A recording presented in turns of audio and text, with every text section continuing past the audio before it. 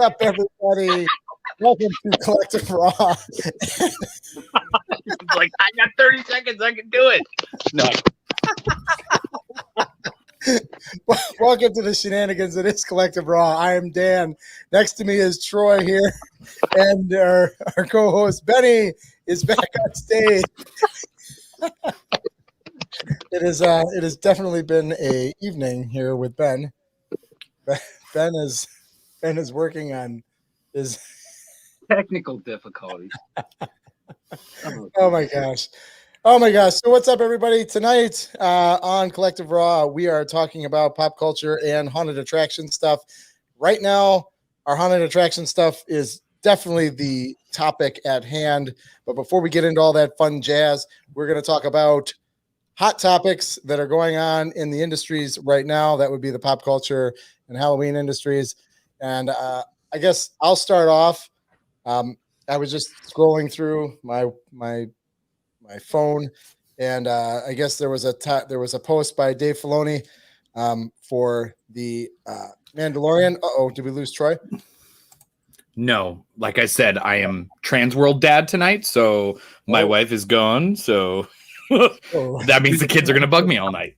I see how it is. Fair enough. That's fine. You got to do what you got to do. If it goes blank, we know you're either, undressing or you're taking care of your kids. One of the two. Anyway, so Dave Filoni, I guess he tweeted out today, nothing exciting that's going to lead into anything cool Mandalorian related. However, he did say that the Force will be strong in the next Mandalorian, which I don't know if you follow it, Troy, but I know I are super excited about it, which that means that there is going to be a lot of Force related things coming down the pipeline for the Mandalorian, which can lead into a huge story that we've always been talking about, is what direction are they going to go with the Mandalorian now that Baby Grogu has been taken in a different direction? Are they going to follow that? Are they going to go more towards Luke and the Force? What's going to happen? Obviously, it's going to be centered around the Mandalorian because that's the name of the show, but that's what I've got for news today. What's the Revenge of the Fifth today? Yeah, it's Revenge of the Fifth. Yeah, Revenge of the Fifth. So, yeah. So, Troy, do you have any culture news? Any haunt related news? I mean, we're talking. It could be, that you put on Halloween boxers today, as far as I'm concerned. I did look for Halloween Hawaiian shirts today on Amazon, and I did find a couple. I think there's a market for that. I think that'd be cool. I know that Alan Hops wears a lot of awesome. I was just gonna say, Hawaiian shirts. And I know that Chris. Alan Hops has those custom made, right? Yes, by the amazing Christy Noble. Oh yes, see, yes. So Ben, just to keep you in the loop, Alan Hops is one of the amazing icons in the haunted attraction industry, and he wears button-down shirts, and the patterns that he wears on these shirts are one of a kind. Right, they're super cool, and he's known for them. So yeah. But I think I needed some because I think it's going to be a pretty warm summer, and I think that mowing the lawn in a pumpkin, button-down shirt is going to be a thing this year. Is it? Or maybe I'll just start it. Well, I think you're probably better off starting it than thinking it's because I'm always known for trend setting. Yes, the unicorn thing didn't really take off. I haven't seen anybody else jump on that bandwagon. But a lot of people. I mean, unicorns are pretty. They're pretty prevalent. I don't think he's seen my version of a unicorn. Troy dresses up very, very. What's the word I'm looking? Scantily, sexy, amazing, hot. It's basically bondage. A woman's bondage outfit. It's a male bondage outfit. Get it right. Let's record show. Let's record show. It is male bondage. It is male bondage. And it was made by the amazing Kit Espadata from Rhode Island. Yeah, it was definitely something. It was definitely a sight to see. I was just gonna say there. Yeah. But for haunt specific news, other than I know the other topics we were going to talk about, is definitely the Jim, the inability to get lumber prices, within reach of haunters for sure. I know that just today, they released that it's like $1,300 per 1,000 board feet of lumber, which is up 280% from this time last year. So yeah. So but the good thing is foam is still reasonably priced. So I myself will be making a facade out of mostly foam this year. So thank goodness I chose that instead of making something purely out of wood. So Benny, what do you know? What's going on this week? I know you were busy doing the work thing, so I don't know how much you got a chance to take a look at what's going on out there. I mean, you could certainly jump on any of our topics or any of us if you want and go off of that. I mean, the only thing I really have is in line with more the Mandalorian thing or whatever. Yeah. And I think maybe we had talked about, talking about this, but I just watched the Bad Batch on Disney Plus and was not disappointed to say the least. So let me ask you this: the Bad Batch is coming. That's out there right now on Disney Plus. That is the animated series. That's correct. Yeah, like the Wars animated series style is the Clone Wars. It actually picks up. I don't know. It, like, without giving too much away or whatever, it picks up like right at Order 66. Okay. That was my next question. Is it something that picks up? Where does it pick up from, and where does it leave off? Yeah, and that's like the first, like, I don't know, couple of minutes of the show. So like, I'm not, ruining the plot or anything like that. Right. So let me ask you this: if somebody hasn't watched the other animated series, can you jump right in? Because I have not watched any of the animated series. I don't know about you, Troy, but I haven't watched any of the animated series. I haven't got into it, but if I wanted to watch this, would I feel like I'm lost? I have not watched the entirety of the Clone Wars or anything like that. And I don't know how much that's going to stick for canon for, even though it is Disney, at this point, like, I don't know, like, what that's gonna be. But as far as that goes, yeah, you can just jump in this as long as you've, seen the movies, the prequels and whatever. So as long as you have the main things, you can follow along. Yeah, once you've seen the Clone War movie and you know what Order 66 is, and it's just kind of like it's like the Mandalorian, where it's an offshoot. It's like, hey, here's this specific group of people. There are references and obviously things that people have seen all the movies and whatever will get people that are into Star Wars in general or whatever. But yeah, it's not a prerequisite to go watch the entirety of 7 years of the Clone Wars or whatever it was. It is a good show. Recommended, but not a necessity. Sweet. Now, what is the Galactic Star Cruiser? Is that going to be a movie or a show? Because I know they just released yesterday that they have made a real lightsaber.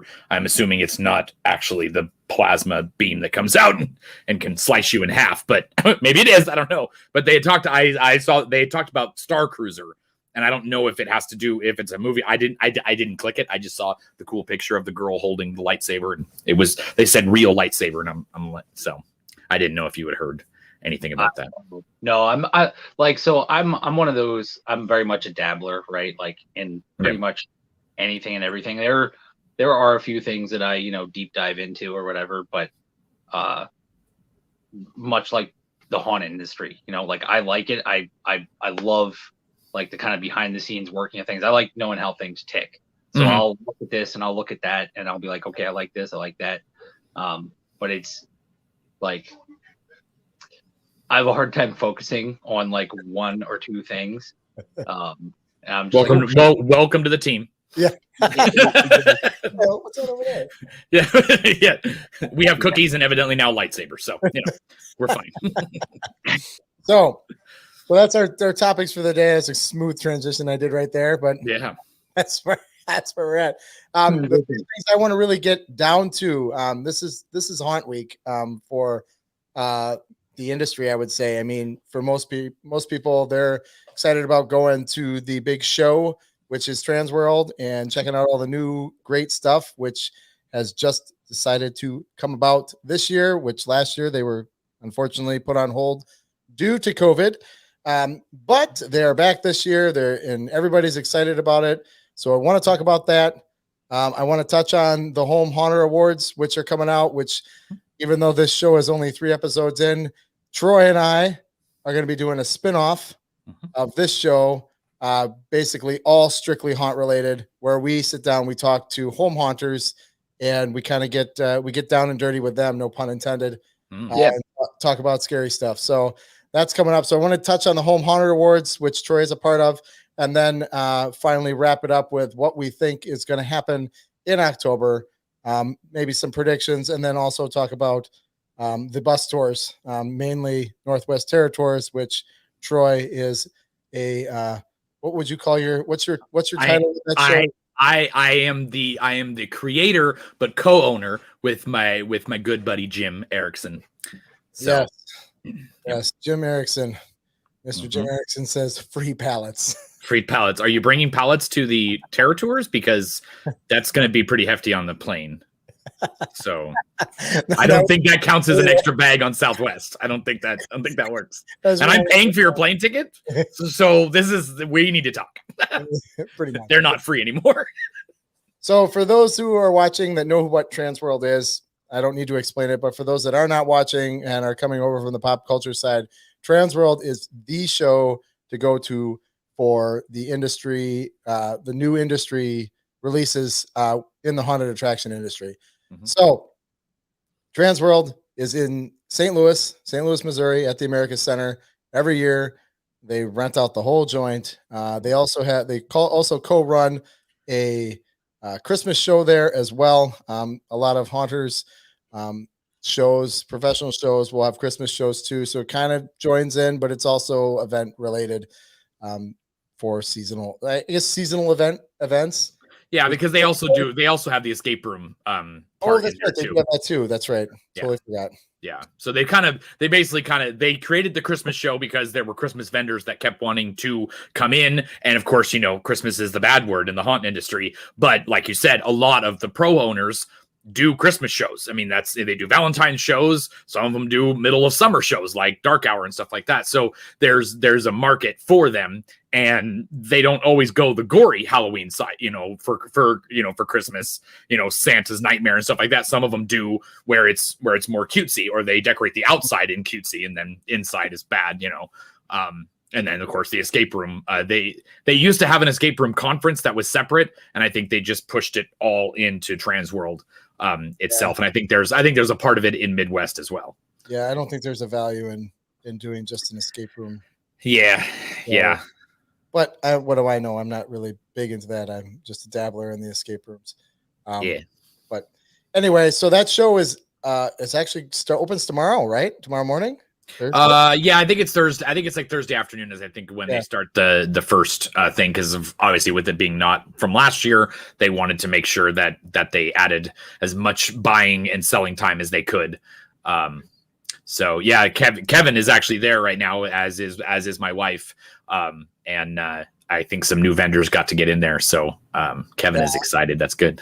Yeah, I'm excited too. I mean, I haven't been to this show. Gosh, Troy, how long has it been since I've been to the show? Like 5 or 6 years, probably. I think. Years? Yeah, it's been a while. It's been a while. For those of you who don't know, I used to own and run a haunted attraction. Well, I used to own a haunted attraction. Then I ran a haunted attraction. Then I did a home haunt for a while. But before that, I did a home haunt, and I've been in the industry for a long time. And Transworld has been very friendly to me, and also the vendors as well. So it's one of those things where I just haven't had the time. Getting older, and Halloween is not in the rearview mirror, Troy. I know it better not be. I promise you, it's not there. But it's definitely one of those things where I've got kids and family, and things are going down. So I have to. I put my pride and joy. I put it in a little box and family first. I get it. Take care of that stuff. Travel all over the place doing volleyball and stuff. But that's nonetheless. Right now we're here to talk about Transworld. So. What do you know that's new this year? I mean, we can talk about vendors all day long, but let's talk about the show itself, and how it's. I mean, what do you know about the COVID related things that are going on with that show? Like, are they bringing people down? Like, are they not allowing as many people in? Are they requiring masks? Are they requiring social distancing? I mean, I was in St. Louis 3 weeks ago for a volleyball tournament in the same location at the America Center. They were pretty stingy with the amount of people they were in there, but they cut back a few courts, and they only allowed 12 adults in or one adult per child. So there's 12 children on the team, so there's 12 adults there. It was busy. Yeah. And they also packed us in like sardines in the aisle, like, where everybody lines up. I saw that picture you posted. Yeah. Oh my gosh. It was ridiculous. Like, somebody at the corporate level was shitting their pants. I'm not kidding. Because I'm sure if somebody sees this, we're going to fucking have a super spreader event here. But luckily there was no problems. Yeah. And everybody was wearing masks, but I just thought that it was a little odd how they corralled people in to a big open gymnasium on a certain time. So I don't know. What do you know anything about what's going on? I mean, I'm excited to see how it pans out, because there's always videos and pictures and everything that come up. Oh yeah, really right about now, which I'm starting to see them on social media. But well, I know that they have kiosks, and a crap ton of them, where you print out your badges and stuff like that, where you basically check in. The video that I saw, it was just a wall, and they had the little cattle lines, but they had the spots in there to stand and stuff like that. Obviously I just got back from Universal Studios a couple of weeks ago in Florida, and those little circles are nice little decorations. Nobody abides by them. I think haunters in general are a little bit better than people say at Universal, because everybody at Universal, it's outside, it's hot, and they want to just get in the ride, where,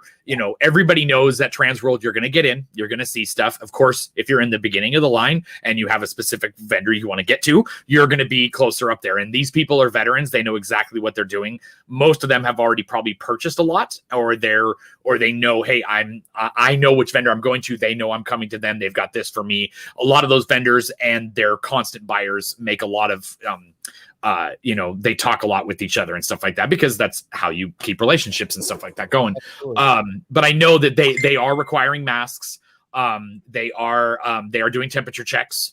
And I know that they're going, they extended the space. I know that they added the dome area as well. So the spacing in the aisles, I know that, where my wife is going to be with Graffiti FX, the aisle in front of them is 40 feet wide.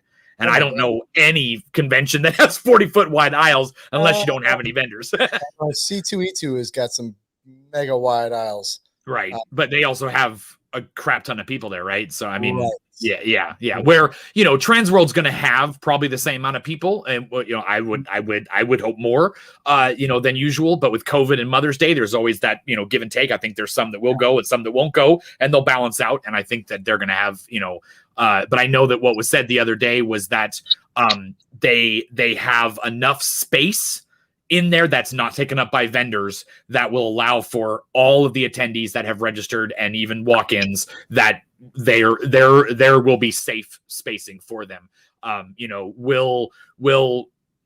If you're standing up at the booth, is somebody going to be right behind you? Probably, but I think, once again, I think haunters are really going to be cognizant of it, because honestly, if, the city and the America Center, which is owned by the city, can easily walk in there at any time and look around and go, this isn't going well. Right. So it is in all of their best interest to make sure that they, follow the rules that Transworld's setting forth and that the city's setting forth. From what I did hear from one person, that the eating and drinking will be an issue. As far as I understood, was that you may not be able to do it inside, so that you had to leave the building. I don't know if that meant out of the actual area of it or all the way outside. Which I hope it's not all the way outside, because that would suck. But definitely once everybody gets there, there'll be signs everywhere telling them what they can and can't do, and when. Obviously all the vendors will have their masks on, I'm pretty sure there probably won't be any trying on of, Halloween masks this year. So it may be a little, I like that one and I'll just buy it. So we feel that Transworld has got they got dialed in as far as the show itself covering COVID. Yeah. I think most convention centers have now got it dialed in and they know what they're doing. I guess now I'm just relating this to volleyball and St. Louis because I was just there and just experienced it. And it's a smaller gathering of people than the HauntCon or the Transworld, any Halloween show that's out there. The after parties and the shows, showings at the bars. When we were at St. Louis, I stayed at the, I think it's the Hilton, the Hyatt at the Hyatt. Yeah. And they were very specific in not letting anybody downstairs in the lobby area to drink. Now we have, I'm going to say 40 to 60 parents, and then the kids that go along with that. We would go down there in the past, we would go down there to congregate, feed the team, and then the team would disperse into rooms and hallways and having fun while the parents would stay in one local area and have cocktails and hang out till 2-3 in the morning. It's smaller than Transworld. It's smaller than the Halloween show parties. We were not allowed to do it at these hotels. And I've stayed at 2 hotels down there in the last 4 weeks. Yeah. And both times it's been cut off. Nobody's going in there. And then what do you got to say, Ben? I was just like, I just questioned, like, because again, I have no idea. This is happening this coming weekend? Yeah, it starts tomorrow. Okay. All right. So, like, that's all the way through Sunday. Like, yeah. I'm thinking, but I guess, like, in my brain, I'm like, Halloween's like 7 months away. Like, this is actually 2 months late. And there would have been one also in January as well. So it makes sense if this is in St. Louis or whatever, and people for Wisconsin or Georgia or wherever your haunt is are buying shit to use at their place. They're not going to be buying it in October, right? Because A, you got to get it back there, and B, you got to whatever. Well, so, most of the stuff they buy at Transworld is being built for them, or it's being made. Because they're going to order, I want 4 of these and 7 of these, and they have to go make them, even from the mat, they'll bring 1 or 2, but the idea is that's all they have is those 2 to show to people. And then they're like, okay, how many of this do you want? Right. But this year as well, it was pushed forth to the vendors that they needed to do cash and carry as well, because it was so late in the year that they needed to bring stuff for haunters to take home with them as well to maximize their sales there as well. Because MHC was pushed back another month from its normal date too. So there's less time for these people to get their products in. So there will be some people who probably will try to order something this weekend, and they may have already had too many orders, and they may say that'll be for Halloween next year. But again, a lot of these vendors back in March and February put out things on their websites and on their socials saying, hey, if you buy stuff from us every year, or you see something you like, you should probably put it in now. We'll probably do show pricing, all that kind of stuff, so they can get these orders in March as normal time, and then come and see new stuff in May when the real show's happening. So, vendors really took this year and figured out all the ways they need to, get all their customers taken care of in several different ways. But yeah, it's that question is asked a lot of haunters. Why are you going to a haunt show? I get asked all the time. Did January, March, June? Why? It makes sense. It's just one of those things that, again, I'm not thinking the logistics of it. I'm thinking of the end result, right? Like, so that's one of those things where, like, once I kind of get in that mindset of like, oh, that's right, this is a business. It doesn't just fucking happen, right? Right? Yeah. You don't walk into Spirit and buy your stuff for your pro house. It's not, Like you said, it's not going and setting up a door.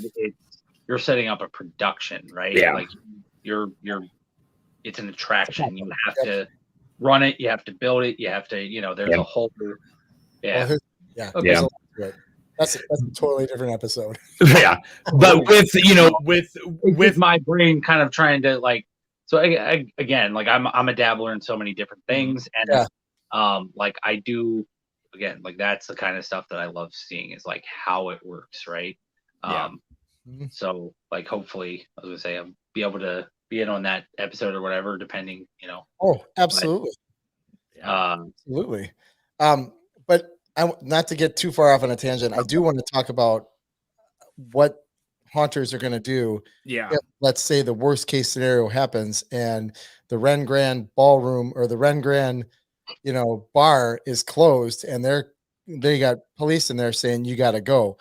What are people going to do? Well, I know because in years past, that was where, you ask anybody who's gone for more than 5 or 10 years and they'll tell you that's where most of the deals are made, is at those bars and restaurants and parties afterwards. Deals are made. Absolutely. Yeah. I've been in Chicago, Nashville, and Orlando twice, and I've been here in Portland. And I know that pretty much, Nashville was a little looser on their bars and restaurants. Chicago was not. There were no bars open. It was only outdoor seating, things like that. Obviously, that was back in October. Things have changed in almost every state now. But I know, like here in Portland, there are no bars open. You can sit down in a bar at a table with the people you came in with, but there's no mingling around. You still have to wear your mask everywhere. Right. There's no bar stools. You can't sit at the bar. And I know for the hotels, there was no food. There was no breakfast. And yeah, the lobbies were pretty much non-existent. I was there 3 weeks ago. Yeah. They didn't allow us to go down there. What are they going to do?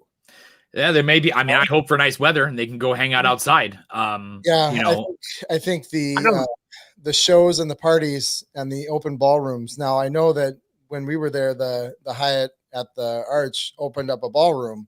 They didn't promote it.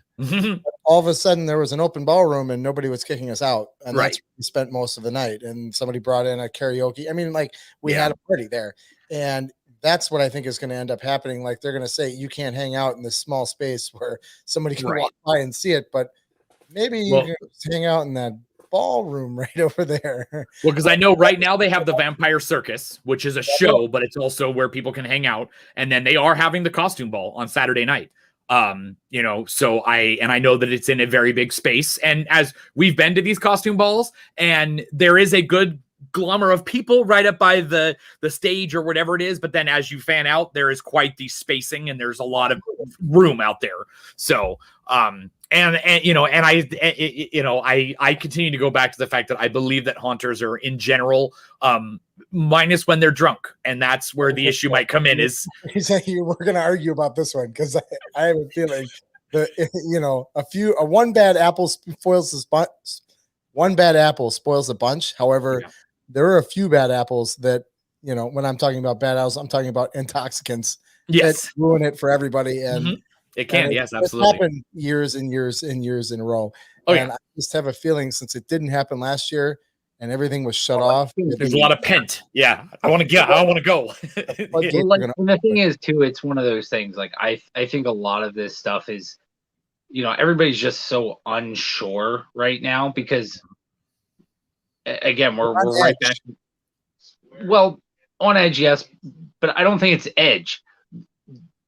It's edge in a different way than it was when all this shit started, right? Like it's edge in the way that like everybody's like ready to jump off that fucking ledge. So like, listen, I don't give a fuck what happens. I'm going off the ledge. Like, and that's what we're talking about now. Like, because nobody wants to be the first one to say like, oh, hey, we're open. We're ready to do business as normal, because if something happens, then it's their ass. Yep. And so it's kind of one of those things where we're just going to have to be like, yeah, sure, this is totally okay. Pretend we belong type deal. Right. Like, as long as you act like you know what you're doing, like you belong there, nobody's going to question it. I think it's going to be tough to keep masks on while you're dancing. I think the costume ball is going to be the one spot where masks are not going to stay on the whole time because you will be eating and drinking. And it's just going to become, it's not that you're intentionally taking the mask off and leaving it off. You're going to walk to the table, you're going to drink something, you're going to leave the mask at the table, or you're going to let it hang down, or it's going to fall off. And I'm guaranteeing you, haunters are not bringing 30 masks. 16 years deep, you're not going to be looking for your fucking little 3 mask on the floor. You're going to fuck it. Yeah, we also don't need the DJ. Right. We also don't need the DJ or somebody walking around going, "Put your mask on." You know, that's gonna kill the buzz too. So, right. I think the show floor is going to be primo. I think that mask wearing on the show floor, it should be easy. Well, it's going to give everybody an excuse to wear their costume to, you know, whatever, you know what I mean? Like they can't. People can't wear their costumes. There are no costumes allowed unless you're selling them. And the costume people can only be right outside their booth or in the booth. You cannot walk around with a costume on because it's a trade show. It's not a, Is this standard practice or is it? Like yes.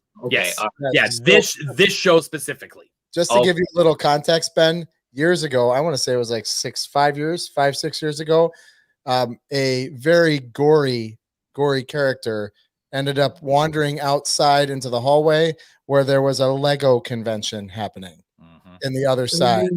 And there were kids screaming and crying that they just saw, you know, the spawn of Satan or, you know, some. Yeah.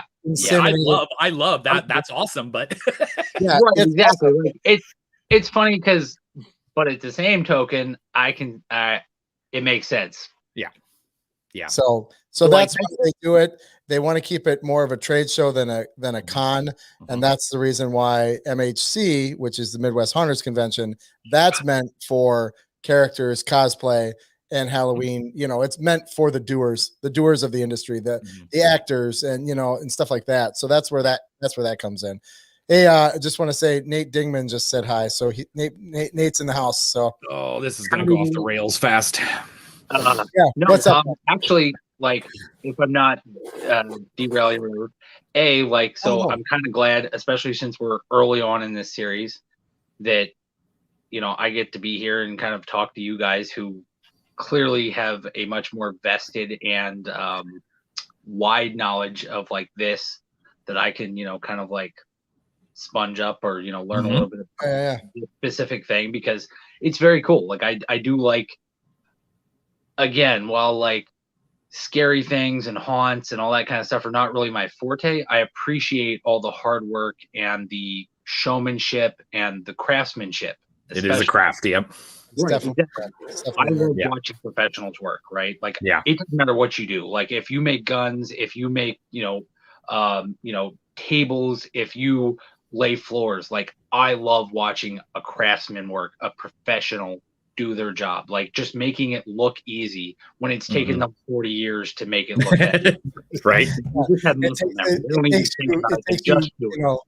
It takes you months and months to make something look like it's 400 years old. Right. Exactly. Yep. But you know how to do it now. And it's like, so now you've done it so many times because you had to go through that, you know, trial and error and process. Yes. I'm going to stop because otherwise I'm going to have some sort of epiphany or existential crisis, but I appreciate it. And I'm glad to be here. You mentioned about cosplay. Is there like a booth or portion, or is there any sort of that thing kind of going on with the haunts yet? Because it has become so large in the, you know, like recent history, especially with like 3D printing and all that kind of stuff. And I know that's again a whole nother episode, but like, is there like a or is this kind of one of those things where you guys, not to say you guys, that's a bad way to put it, but is it kind of one of those things where it's like, hey, this is specifically for haunters, this is our thing, you know, like this is where we, you know, interact our moment. For that convention, there's really no cosplaying other in the aspect of character development. So a butcher, a monster, a zombie, that type of thing. There's plenty of that, plenty of costuming and accessories that is similar to cosplay, where you're creating a person. But when, you know, there's a lot of people that when you say cosplay, they think superheroes and anime, you know, and probably the only one that does that would be Midsummer Scream, because that encompasses the horror, the comic books, you know, Halloween and haunt stuff. So, but like Midwest and Ohio and Texas and HauntCon and, that it's very hyper focused on the production of a haunted house, whether it's in your front yard or it's in a big multiplex, business. So, cosplay has a part in it. I probably a lot of haunt characters would consider themselves cosplayers because they are. But like I said, they better. I mean, yeah, but like I said, cosplaying kind of gives a connotation of anime and anime, like that sort of thing. Yeah. Like, so I mean, if I get too far off track or whatever, just yank me back or let me know. But like, because I know that's kind of how like me and Dan got kind of wrong direction. Me and Dan started, about this sort of thing is like with my interest in D&D and whatnot. Mm-hmm. And like we had talked a couple of times about HEMA and that sort of thing. And then, just how D&D works and all that kind of thing or whatever. And now you're like, you have True Dungeon and there's, more people trying to break into the scene. And it's just a very cool kind of combination because it's this feeling of like camaraderie, right? Yeah, like it's like this, like, oh hey, like we want to do this thing, and then there's people from both communities. They're like, this is awesome, do the thing, and they're like, we don't know how to do this thing, and the people from this community are going, hey, let me show you how to do this thing, and the people from this community are like, oh well, hey, if you do this, it'll be more like our thing, and then these people are like, oh, that's amazing. I want to use that over here, and it's just very cool. I can't tell you when we were invited to go to C2E2 and we got to go backstage and we were talking to some of the major cosplayers of the cosplay industry. of the anime and these elaborate costumes that they've spent all year on just to go walk through. No. Right. These are amazing. Okay. What I'm saying is talking to them about how they put their costumes together and then realizing that they do things completely different than haunters do. Uh-huh. Yeah. And then giving them, either YouTube videos.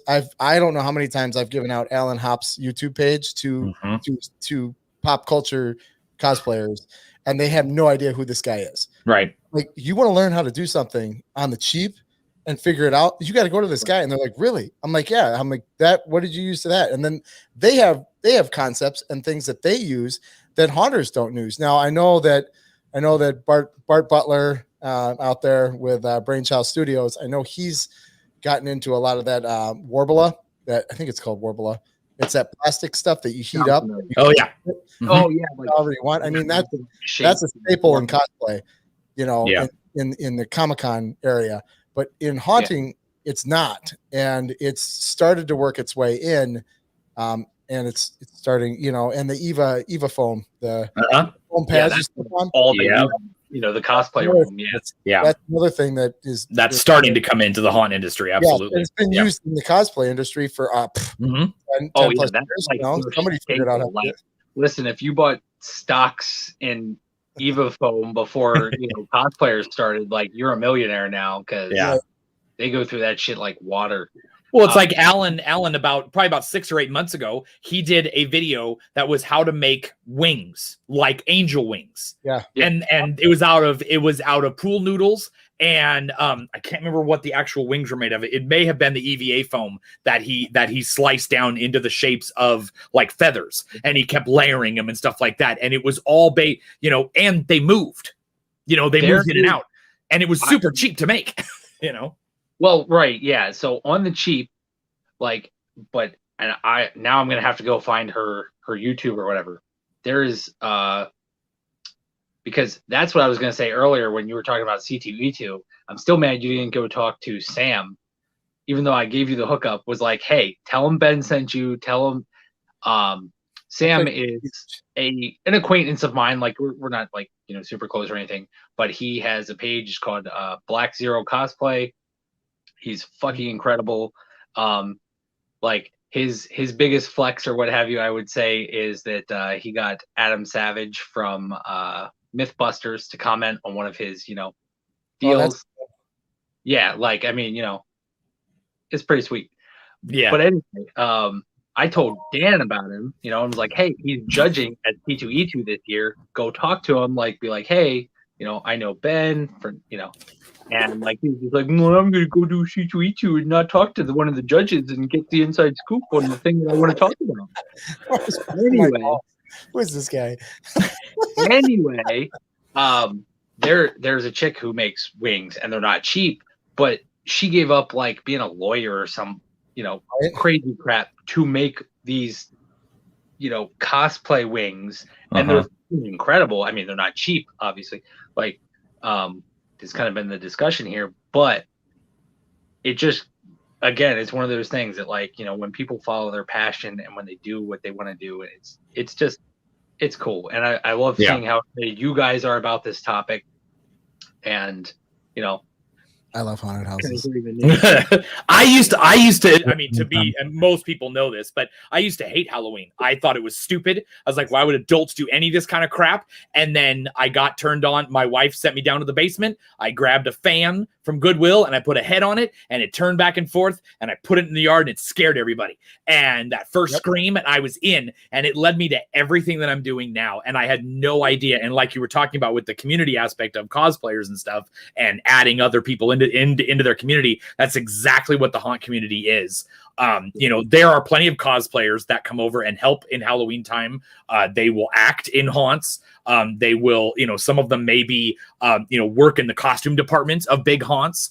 You know, because I know a lot of haunters get people and ideas and stuff from theater productions and stuff like that. So there is kind of a you know, a mesh of industries within the haunt industry.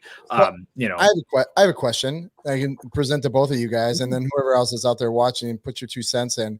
I've noticed now, and it's getting better, but it's still there. I've noticed the cosplay industry, or the actors and cosplayers, are always willing to share what they've done to create their costume, create their character.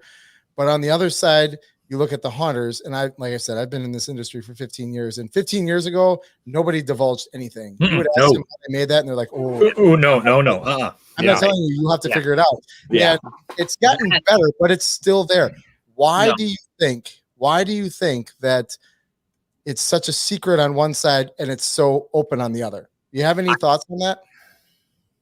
I was gonna say, I can tell you what my thoughts are.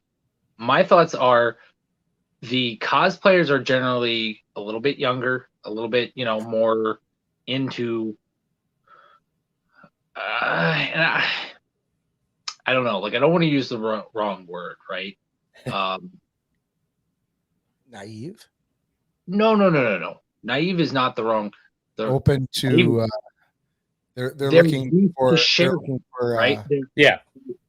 They're used to sharing on Facebook. They're used to sharing on Snapchat. They're used to sharing on, you know, Twitter, whatever it is. They're used to putting themselves out there, right? Like, for better or worse, right? So they kind of know, like, hey, if I put it out there that I'm the first one who did this, or, you know, it's kind of right, exactly. I'm going to get credit. People are going to say, like, hey, I saw this person do this before you did. You know, why are you claiming it? You know, or they're going to get that person say, hey, this person showed me how to do this. Go watch them. You know, it's and they build it up that way because, you know, it's just it kind of stems from that whole nerdy, you know, people looking down on nerds and that kind of thing. And, you know, so it's one of those deals where they're like, I was, you know, or I heard the tales of, you know, my brother growing up and he was shunned because he, you know, was into D&D or because he liked video games. And guess what? Those are now multi-billion-dollar industries. Nerds have taken over the world. Don't worry about that. Oh, and they're laughing all day long. Right?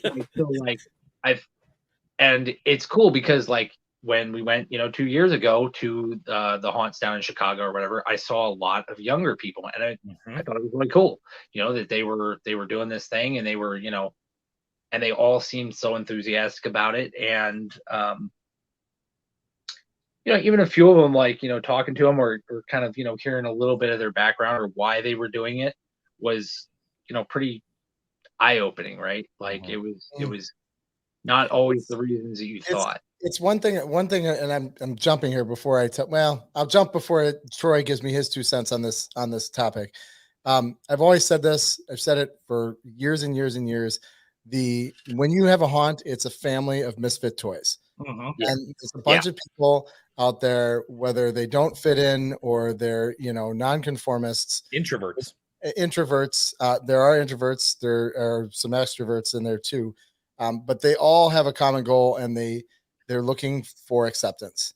Yeah. So what we want to they want to show their craft.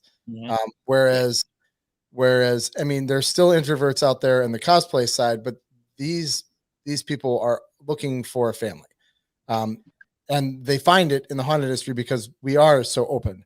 Yep. We are so open with inviting people in and talking with them and sharing our craft within our family. But when it goes outside of our family, I'm not like that, but I know so many other people. Like if you go to a haunt and you're walking through, and you're like, whoa, that's really cool. And they're like, yeah, isn't it? Yeah. And then you're like, okay, there still are some left. Yes. Yeah. So I think for the most part, like you said, about 15 years ago was when, I mean, really once Facebook came in and it kind of went away from Halloween Forum, is that the sharing and I guess the look what I made type of thing has really taken over.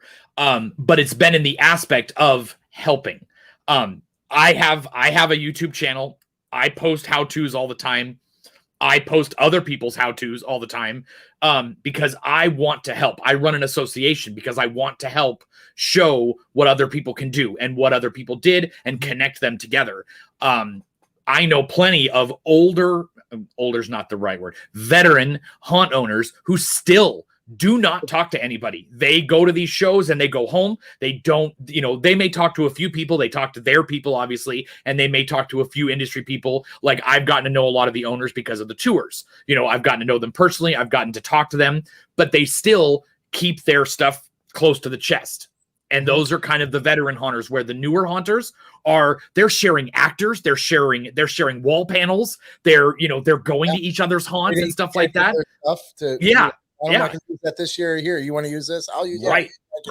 Yeah, exactly. Hey, I'm down 10 actors. Hey, I've got 5 extra. Do you want? We can shove them over, and they'll do all that kind of stuff. And I think you definitely hit it when you said that, because of this generation wanting to share. And I think pretty much, it's probably going to sound bad, but anybody under the age of 40 has really embraced the idea of not keeping everything to yourself and wanting to show what you've done. Like, because it's Cinco de Mayo, I covered my guy in my Amigos costume. Me and Jim and Troy from Halloween Hellmouth a few years ago made our own 3 Amigos costumes. First time we'd ever made any type of costumes. We had never touched cosplay before or anything, and we sat down for a year and made these.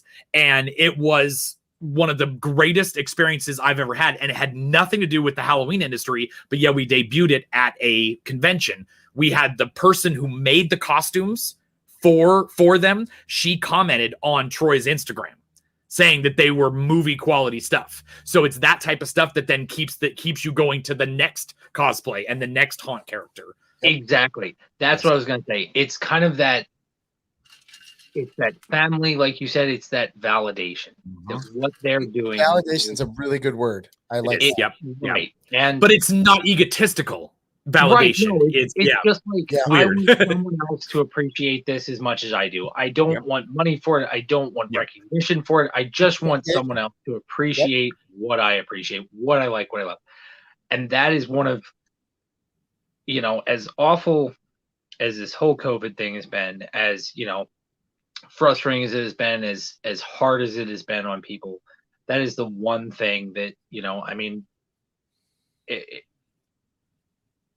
sorry.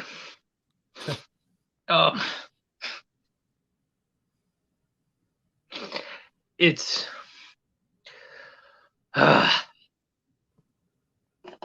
COVID's tough, man. Yeah. No, it has made people reevaluate and look at what's really important to them and decide what you need to do to move forward. Yeah. Thank you. Absolutely. No problem. And I think there have been a lot of because I'm in several associations, but I'm also in a lot of the Facebook groups for Halloween. And a lot of this time, there were lots of online how-tos and make and takes where people were doing stuff together and they were helping each other. We had lots of video chatting, lots of game nights with haunters to kind of keep everybody together, things like that. And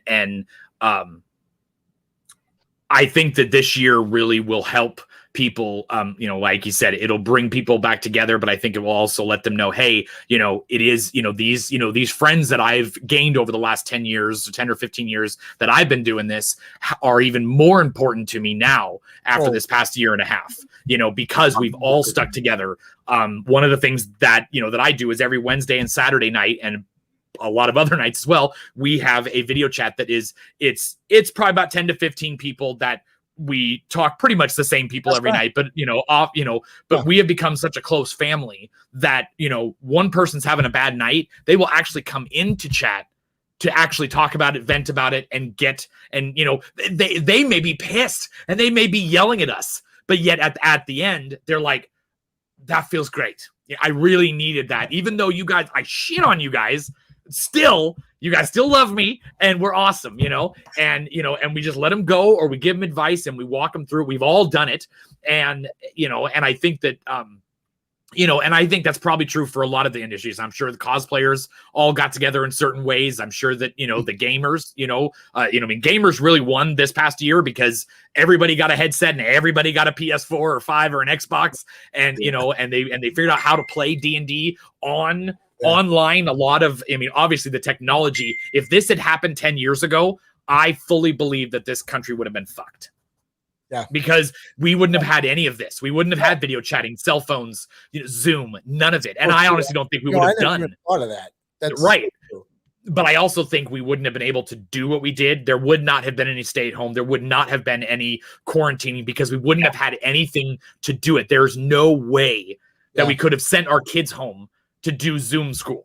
There was just no way to do it. So they wouldn't have done it. So because of technology, we were able to do all this, but it also, I think it brought a ton more people together. And it alienated some, and it definitely, some people definitely showed some true colors, off and on. Generation is the one that's really suffering from the COVID, physically and mentally. I think our generation, the 40-year-old and under, they really have more so embraced it than the older, the boomers. My dad still doesn't agree with it, but that is what it is. So, yeah. No, it's true. Yeah. No. So, speaking of shitting all over us, let's talk about the shitty prices in wood, because that relates directly to haunted houses. I know that the one person that's watching this right now, Nate Dingman, he is making I would say a 10 times the size pirate ship in his backyard. I was in his backyard in February. This thing's going to be massive. Now, he bought all the decking for it, which is the main part of it. He bought all of that last year. So he lucked out on a lot of it, but he's still buying wood, and he's buying it as his budget allows him. I kind of looked into it before we got onto this, and what has happened is lumber has become the toilet paper. There is panic buying because all the developers of all these houses and apartment complexes and stuff like that they booked out jobs for this summer last year. So they're sitting there going, okay, we're going to book this job in September of 20, and this is how much it's going to cost. Well, now they go out to buy the wood now, and it's 3 or 4 times the amount. Now they have to figure out how to budget that, and they're saying that you're going to pay $36,000 more per house just because of the lumber prices. Yeah, see, that's a whole nother thing right there. That's like because that's absolutely bonkers. People can't afford that. Nobody can afford it, so no one's going to buy a house. No, it will absolutely hurt that part. So, Troy, have you talked to anybody that's like building or adding on to a haunt? do you know what the average increased price like per dollars? What are people doing? Because I haven't talked to any pro hunters about it. Home hunters are kind of just, at least over by us over here, they're just kind of buying their time and collecting pallets. Right, absolutely. I think you will see a lot more pallet walls this year, more than normal, which is something we use a lot of anyways. I suggested to Nate that he use pallets for the side of his thing. It's already weathered, which is great for pallets. They're already weathered. I have built an entire buildings out of pallet wood. I stripped them down, Nate Dingman says I could have bought an actual pirate ship by now. Fuck my life. Right? Yes, he could have. But I know that on the East Coast, it is way worse than the West Coast, which is for once. I mean, I'm not going to brag or anything like that, but usually the East Coast gets the goods, and the West Coast is left out to freaking suffer. This time a piece of plywood, like a piece of what's that? The chipboard stuff. OSB. OSB is like $50 a sheet. It used to be about $25, and plywood was like $15 a sheet out by us. Yeah, it was. And I know that plywood is like $75 a sheet, and it used to be $20 to $30. Out here, it's still about $35 to $45 for the plywood, and it's still about $28 to $40 on the OSB, depending on which store you go to, Lumberyard or Home Depot and stuff like that. But it definitely the prices are on the rise, and they said they will not go down this year. They are only going to go up the rest of the year. So if you want to buy wood, you gotta go now, right now. So stop watching. Go. Stop watching. Right? Go. Go get the wood. Right. I have a haunted house in my garage right now. It's just a bunch of walls that are broken down and stacked up in the corner. Don't say that. Somebody's going to come to your house tonight and rob you. Come in. See, I'd like to buy. I did see one of my friends in the Northwest Hunters Association posted today that they had a full sheet of plywood and will be open to trades of an 07 to 2010 Chevy Corvette with under 10,000 miles. I know what I have here. Awesome. Yeah, which is absolutely true. I have a 4x8 sheet of 5/8 inch thick plywood, willing to trade for a 2018 to 2020 Corvette, convertible with less than 10K miles, clean and title. No low ballers. I know what I have. Yep, absolutely true. When I see somebody flying down the freeway with a bunch of wood in the back of their car, I go, "Did they win the lottery, or is that guy used to be a millionaire? He's not anymore because he bought all that wood." Stole it. That's why I do know that on the freeway. Right. One of the fantastic things about haunters, and I'm pretty sure it translates into several of the other industries too, but is that we are extremely resourceful. We will drive around for 4 or 5 hours at night to try to find wood that is on the side of the road. Free wood piles are gold. Free pallets, gold. Free section of Facebook and Craigslist. That's where, home hunters live in that area. And I mean, myself included, which is a form of recycling. So you have that going for us too. Haunters are green. We definitely don't let anything go to waste. Ask my wife. My backyard and my garage is full of stuff that I will not get rid of. I can use that in the haunt, but honey, we have like 4 years. I know, but one day I'm going to use it. Or she hates it when 10 years later I go, I used it.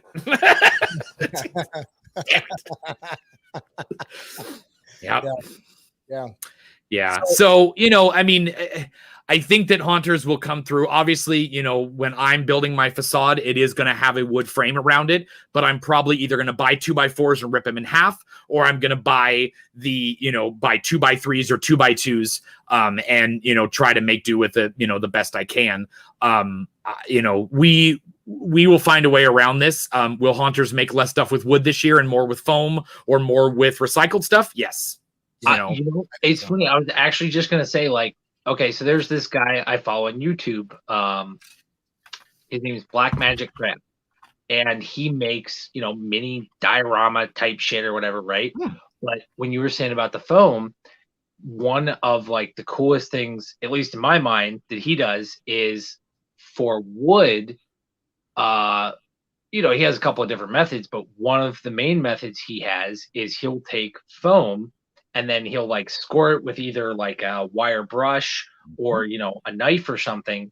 And I was like, but you could do that with like pool noodles or, anything like that. You could just, make it look like wood. Absolutely. And then spray paint it or whatever, for what, $5 a can of spray paint, if that, and you could do probably half a dozen or better noodles, or whatever type of foam you end up getting, My windows are completely covered on my house with foam wood paneling. So it's got, how when you board up a house in a horror movie, that is on every single one of my windows, and they are completely made out of foam. They're made out of the white foam, but you can use the pink foam as well. And yes, you take it with a hot knife or a soldering iron or a wire brush. Also one of the coolest tools, because I literally have it right here because it's one of my favorite tools is this flavor. Yeah, it's a rasp. There's plenty of different kinds, but that one is really awesome. And we love to make stuff look like, we make tombstones out of white foam. That is what we make our tombstones out of. And you would not, I have people, because I have a huge graveyard in my yard. That's my theme, is a big graveyard. And I've got people who come up to me and go, is that real? Like, how long did it take you to make that stone? And I go, no, it's foam. And I literally lift it up and I throw it across the yard. And they're like, whoa, like, my fence is made out of PVC piping, So, I've made piping look like wrought iron, just like you said, with spray paint and a little bit of, you sandpaper the PVC, you paint it, and then you take some more, spray paint and you spray different colors on it. It looks like iron. And people are like, is that fence heavy? And I'm like, no. And I just, take 6 or 7 of them at a time. Right. And I do. I grab them all. I put them on my thing and I walk them across the yard. See, what you do is you tell them yes, and then you lift it out. And I have done that before. Going through your garbage in their garbage can, they're not going to say shit. Right. They're I'm talking to the guy. I used to have neighbors bring me over bags of leaves. At my old house, because I would go along and I would hoard the leaves from the few trees that I had in my old property, and I would try to spread them out, and then people saw that and they're like, we have leaves and I don't want to put them in my yard debris. So I would come home from work and there'd be bags of leaves in my yard so that I could strew them about the graveyard, and so even the neighbors get into it. So it's wood will definitely be a problem, but haunters are way too resourceful to let us stop us. Nobody's going to not do a haunt or not produce something this year because of the wood prices. It just, I can see some of the professional houses maybe not adding as much, but also they have budget things from last year too. Some of them didn't even open, or some of them were only open to 50%. So they were not able to bring in as much money as they normally would have. So all the haunts are working with different budgets this year. So are they going to rather buy a prop from Transworld or build another room out of wood? They're going to buy that prop this year, and they're going to build the room next year. Right. So because the attendee has no idea what you didn't do. And that is like our motto. They don't know what you didn't finish. Oh my God. I love that. Because that's such like, that in my brain, like that clicks with the whole D&D thing, right? Because I run games. I'm a DM. Yes. And you can relate to that on a storyboard line. So much so, because like there's so much stuff that I pick apart myself, right? Like I'll sit there and be like, oh man, I missed this bit, or I didn't use this, or I didn't. The players got no idea. They're like, man, I had a great session. I'm like, yeah, could have been better. Exactly. Had I remembered half of my notes, or had I actually done the thing I planned on doing, instead of you guys going and talking to this halfling who had nothing to do with anything. He literally was trying to sell you something because it made the city more realistic, and then you spent the entire 4 hours talking to him. It's kind of like people that make a whole room around something that you walk through in 2 seconds, and you're like, shit, well, that wasn't eventful. And right. And the scare is the little girl in the corner that just showed up that weekend, and you needed to put somebody in a room, and it's all about that actor. That's a whole different story about acting and setting up the scene. And we'll talk about that in another episode. I was going to say, I have a list that I'm going to have to shoot to you, because I had, while we were, downtime, whatever, COVID, volleyball, all the assorted things that have, prevented doing this. Exactly. Yeah. Like, so I have a list of like things or whatever, and obviously, to be worked through or whatever, but yeah. So yeah. Well, and that's kind of back to what Dan was talking about earlier about our spin-off show, is that the list of people that I have, one of the biggest things that I wanted to hit was people that the haunt industry doesn't always hear from, because you don't know me as much as other people do. But I'm very outspoken and I'm very out there in the industry. People have heard from me a ton. They don't need it. He just doesn't stop. Right. It is a industry wide knowledge about me. But you literally have to do something like this. You just mute him, and then he can talk all you want. And then when it's time to come back, you just bring him back. I just went to the store, and that's where I saw Alan Hops. It was great. Harbor Freight, by the way.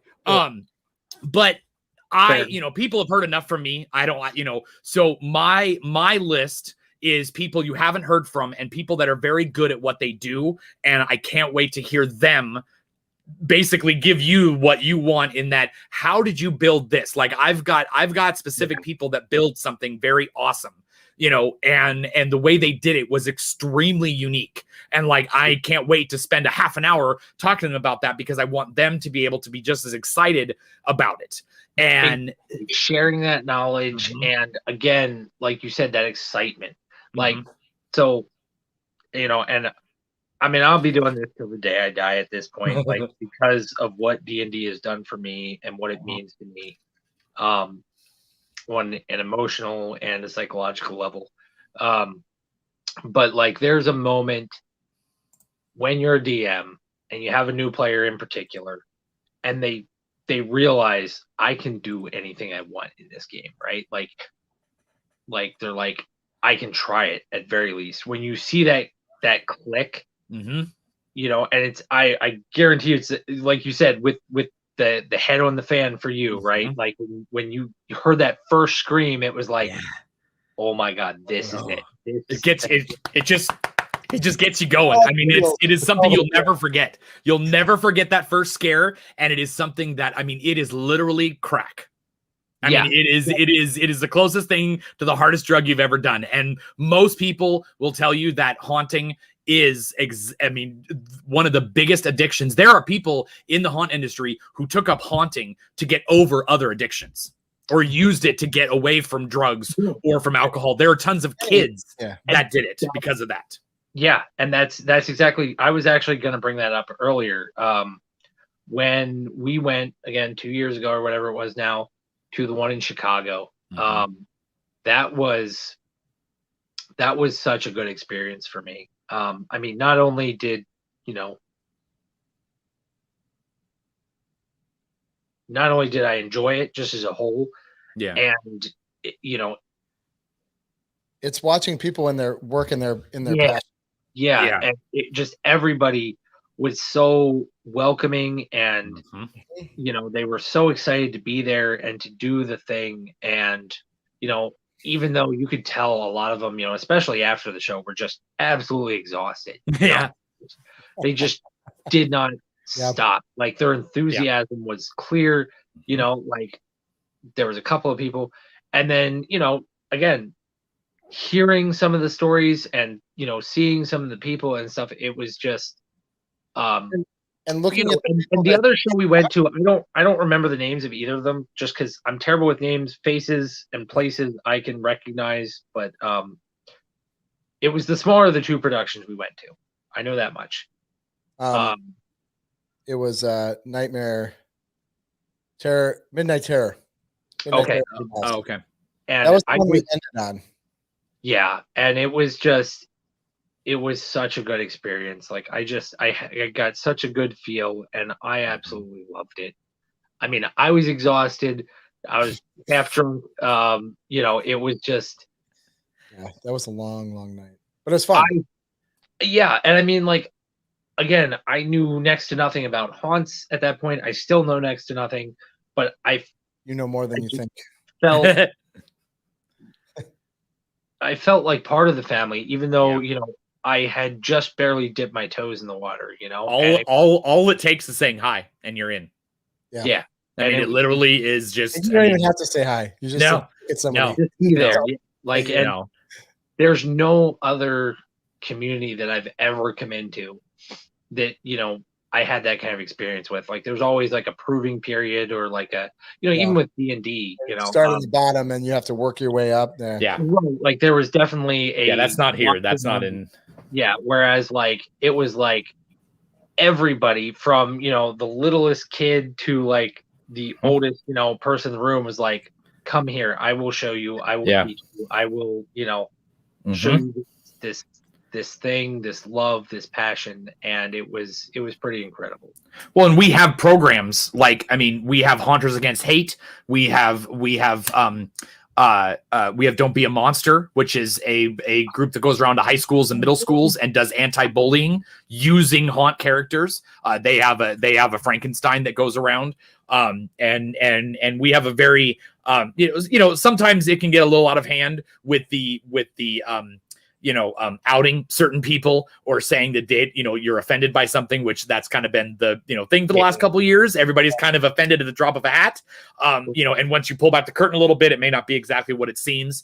But I think that's also us being stuck at home for the last year and a half. I think that's really exacerbated our level of wanting to wait and see. There's no wait and see right now, but in general, we take care of our own. That is one of the biggest things about haunted houses is, and like Dan said it, they take the outcasts. Probably some of the best actors in the business are the biggest introverts you will ever meet. And they are the most, I mean, you put them in makeup, you put them in a costume, and boom, they're a whole, because they get to play somebody else. They don't have to be themselves for 4 hours that night. They get to take everything that they get to release the frustrations. They get to jump out at somebody and they're mad because they got bullied at school that day. And they get to go that night and the best part is the person that bullied them is in the line. Yeah. And they go through that haunted house and that person who they bullied doesn't know it. And they get out and they scare him and that bully starts crying or pees his pants, and I can guarantee you it's happened. And that is one of the greatest things about the haunt industry is we never let any of our people go without, I mean, we are there for all of them all the time. And it's, like I said, we share actors back and forth, kids with disabilities, kids. I mean, we have here in Oregon, we have a haunt that is 100% ran by a deaf school. It's been 30 years. Those kids have learned some of the most amazing things, and they haven't heard you scream. Never. They have no idea what a scream sounds like, but yet they come back every year and scare the crap out of people, and they love it, and they get such a great experience out of it. I've seen haunt actors in wheelchairs. I've seen them with Down syndrome. I've seen all types, and you would never know that it's, that they're having a hard time because like I said, for those 4 hours, everything else is away. I get to scare the crap out of somebody, and be either paid for it. A lot of them are paid but you just get paid with the endorphins and, and the fact that everybody at the end of the night is saying, good job. You're awesome. This was awesome. Great. They go through who did the best, they have nightly awards and all kinds of stuff. Especially in Chicago. I saw a lot of that in Chicago. Wait, speaking of nightly awards, that reminds me about awards. Segue. You like how I did that? Hey, let's talk about the Home Haunter Award. I know this isn't your deal, but I know that we are, Haunt Collective is going to be trying to, it's not my deal. Well, it's your deal. I shouldn't say that. It's Christopher's more. To be honest, it is Christopher. Christopher is the one who created it. Yes. He's the one that created it. And he sent me a bunch of hate mail when I was talking to you and I didn't talk to him. So, Christopher, I'm giving you credit right now in regards to what we're talking about here. But yes, let's segue into the Home Haunter Awards that is coming out that we're going to talk to. And I don't want to say we're going to debut it, but we are going to get the inside scoop, so to speak, of the Home Haunter Awards and what's all entailed with that. So do you want to throw a little bit out there and let me know what's going on? and I'll give you like 30 seconds, and then I'm just gonna mute you. Oh my God! So people won awards. Perfect. Moving on. Yay! That was and beautiful. I know, right? So just give me the elevator speech on what the Home Hunter Awards are, what awards are out there, how long it's been going on, and what we expect to see / hear in the coming months. It's going to be next month. Yeah, right. Actually, probably the end of this month. So with the Dead with Dave Awards going away because Dave quit on us and got lazy. Anyways, we love to give Dave a hard time, but he is a fantastic guy and made an amazing award show for about 6 or 7 years. I got to be a judge on it, and I was nominated once, so I'm partial to it. But we also have the Canadian Hunters Award, and we used to have the Home Hunter DVD Awards. Well, last year we kind of felt like we had went a year with just having the Canadian awards, and they're fantastic. They have an international area where anybody can enter to that as well, but there wasn't anything for the Hunters out here. Not to say that we wanted to make sure that everybody felt like, oh, there's these 12 people and they're better than everybody. It was the aspect of it gave somebody, it gave you something to strive for, something a little extra, and a challenge. Recognition and validation. Yeah. And it's it is bragging rights. There are trophies. There is, you get to be on the video, but me and Christopher decided early on that we wanted to make sure that more people entered, more people that didn't used to entered. And one of the things that we're already doing is, since we are in our second year this year, that we took some of the winners from last year and made them judges, so they can't enter. So you don't have anybody to go up against, because we have to wait like 5 or 7 years to get where we have a veteran category. Because if we had a veteran category this year, well, that person would win, because they'd only have one entry. So we have to wait a bunch of years before we can do that. So we're going to take away the opportunity for those people, even though they did amazing things this year. We wanted them to have another aspect of the show, even though they won. Now they get a judge, because you obviously did something amazing. And the judging is very difficult, and it's long, but it's fun. But they actually loved the fact that they were able to, to look at what Haunters had done. They got some ideas as well. But we also wanted to make sure that we added categories that were going to be, easily attainable. We've got air props. So what are all the categories, Troy? So we have home display. We have home walkthrough. So you have a display, which is just something you walk by and you get your candy and you go away. The walkthrough is like a haunted house in your garage, your driveway, things like that, where you're actually walking through a building. The idea is to walk through and then maybe you get candy at the end. So it's a haunted house at your house. And then we have air props, static props, and motor props. And we have all separate categories. Yes, they are all separate categories, which allows somebody, because a static prop is, can be something amazing, but it's never going to beat, an air prop that comes out and does all those crazy things and has lights and all that kind of stuff. So you're at an automatic disadvantage with something that moves over something that doesn't. So we wanted to make sure that we separated all those out. We made the judging.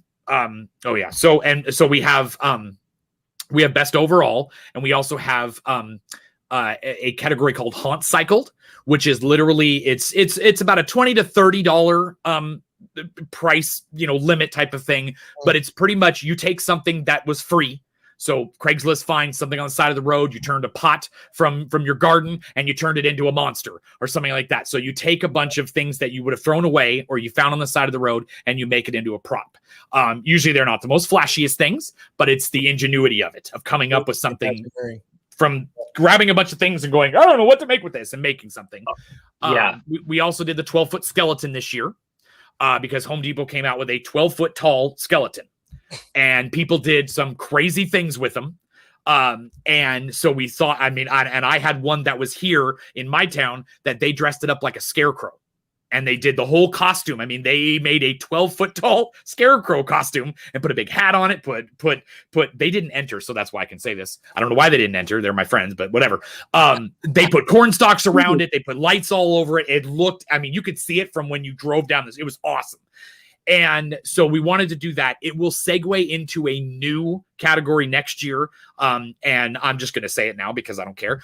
It's going to be best store-bought prop.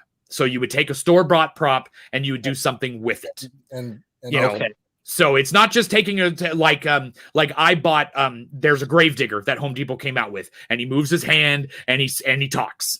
Well, I just put him in my yard. I literally just put him in the front of my yard and just set him there. That would not really win, because I want you to make a scene around that store-bought character. What did you do with that store-bought item to make it in your haunt? How did you use it? That'll be some of the most of the criteria.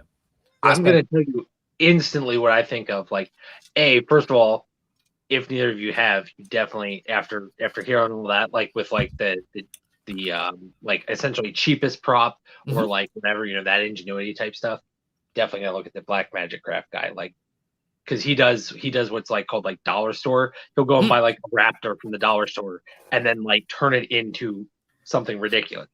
Yes. But then that one, my very first thought was like with the Gravedigger one in particular, like recording your own audio for it. Oh yeah. Like you could do so much crazy shit with that. Absolutely. And that's exactly what we're looking for. We're not looking for somebody to just put it in their yard and say, look what I did, because there are plenty of them that do that. It looks great and it's part of your haunt, but we want to see the bar. You know, we bring to this piece. Like, yes, this is a piece that, you know, 100,000 people across America are going to buy and stick in their front yard, and it's going to look good, right? How are you going to make yours different? To incorporate it to make it pop.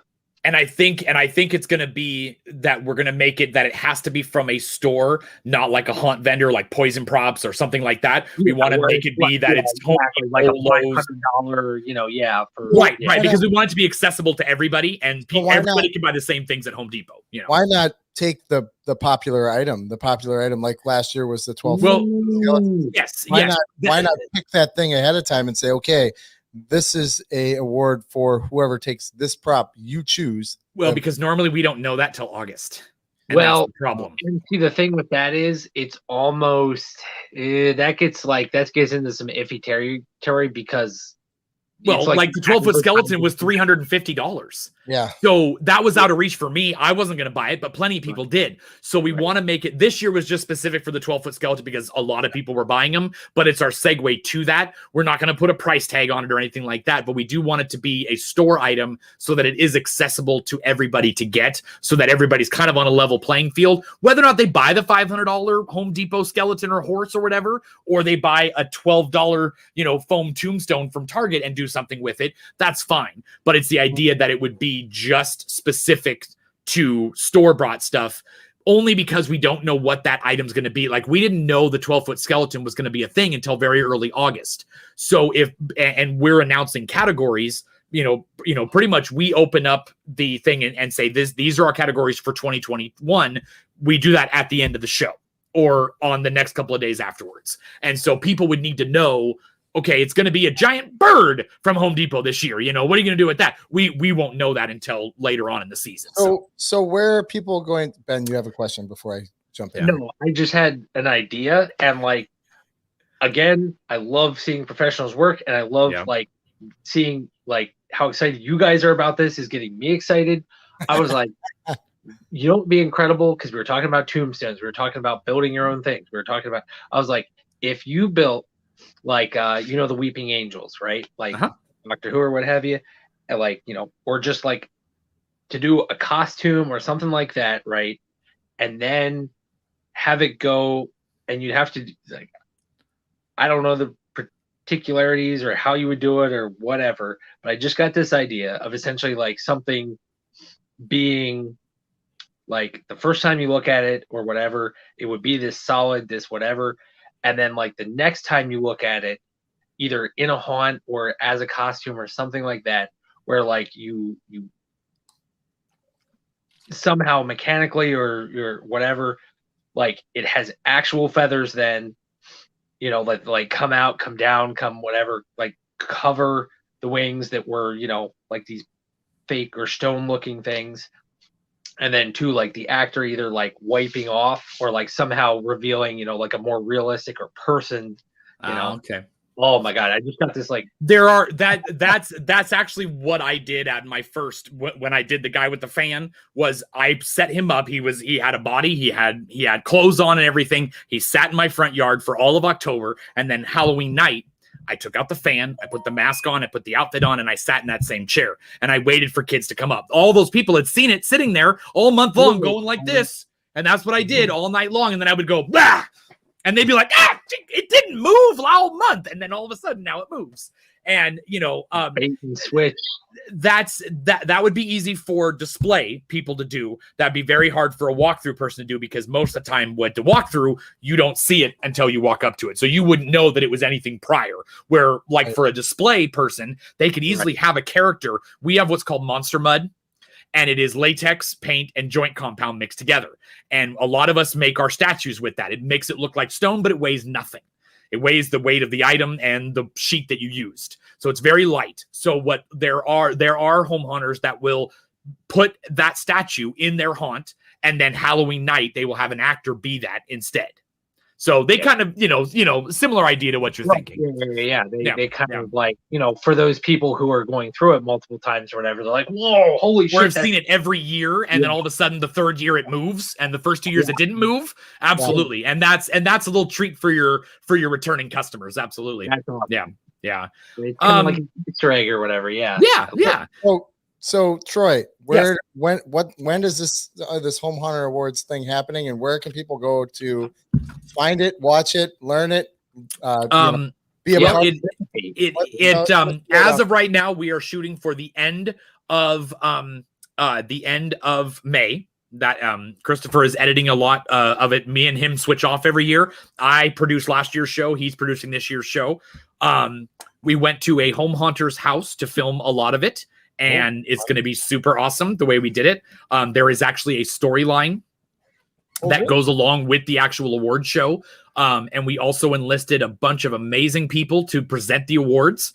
So it is not me and Christopher doing any awards presenting, this year. The goal for every year is to create a story or a show around the awards, and then have haunters throughout the country do the presentation of the awards to the other haunters. So it's peer-to-peer. And so it's probably going to be about an hour long, but that's awesome because it's it'll be a lot of fun to watch. Yep. And yes, we do have great presenters. Mike Ross. I think we're cutting that part out, but I don't know yet. I'm not producing the show. Mike Ross and the Gravedigger got an invite. I didn't even get an invite. Well, you also said you're not doing a haunt, so that's true. This is very true. Yeah. He's just gonna some janky home hunter's house. Yes, it was a janky home hunter's house for sure. Yes. Yeah, we are going to debut it probably at the end of May. They can look up on Facebook the Home Hunter Awards, and it should come up. It's got a yellow and black logo on it. Also, that's the same thing for YouTube as well. And it's put on by the Christopher and I are admins of the Halloween Yard Haunts and Props Facebook group. Which is an amazing group to be a part of. Tons and tons and tons of great people in there posting lots of how-tos and crazy stuff they're building and stuff. So the Facebook page will have that part in as well. But if you just search for Home Hunter Awards, it will come up. It's on YouTube, and it'll be live on Facebook and live on YouTube that day. It's going to be great. All right. Speaking of great, it's coming to the end of the show. Oh yeah.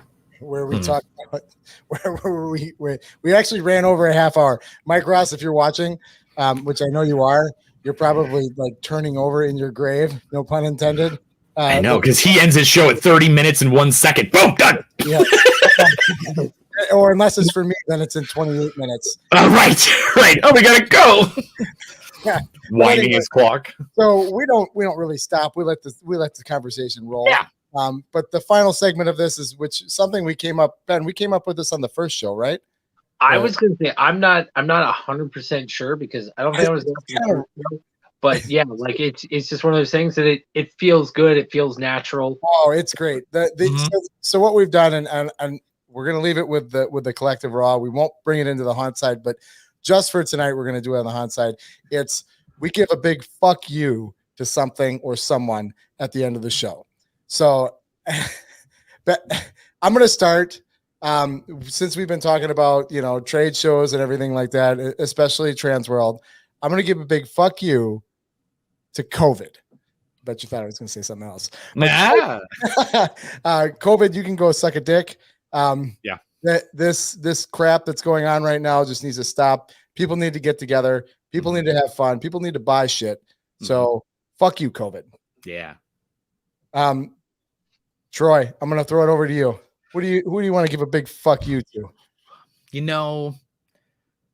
I'm gonna have to go because I love all my brothers and sisters in the haunt industry, and I know they're all at Transworld right now. And I bet you think I'm gonna go somewhere with this, but a big fuck you to lumber prices. Because they're gonna, COVID has hurt a lot of people, but paying $75 a sheet for plywood, that's hurting that can be worse. Fuck I'm you, sorry. Fuck you, prices. Fuck you, lumber prices. Fuck you, lumber. All right, Benny, we're gonna wrap it up with you. Who are you going to big fuck you to tonight? I'm gonna give a fuck you to haters in general, who just people who can't appreciate that, not everybody's the same. Not everybody cares about the same thing, likes the same things. Like, if you're not into it, fine. Fuck you. Fuck off. Like, we are. Don't bring your hate over here. We're having a good fucking time, whether it's, haunting, cosplay, D&D, video games, whatever it is. If it's not your cup of tea, fucking shut your mouth and move the fuck on. Amen, not brother. your problem. Not your circus, not your monkeys, whatever. Yeah.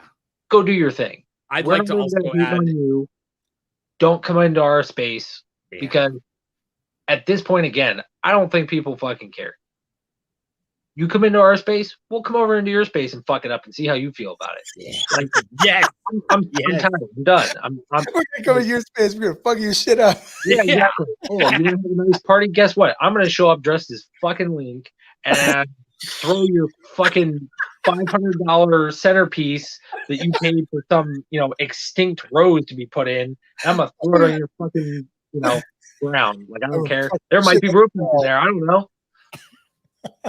You did. Awesome. You wanted to add something before I go? Yeah, I would also like to give a fuck you to Ben's microphone stand. Or his phone stand. I'd like you to beat the shit out of it tonight. You already did earlier in the show, but you need to beat it some more. All right, that's it. We are here every Wednesday night until we decide we don't do this shit anymore. But that's it. Take care, guys. Have a great night. We'll see you next week, Wednesday. On Collective Raw is out of here. Keep on scaring, guys. Bye.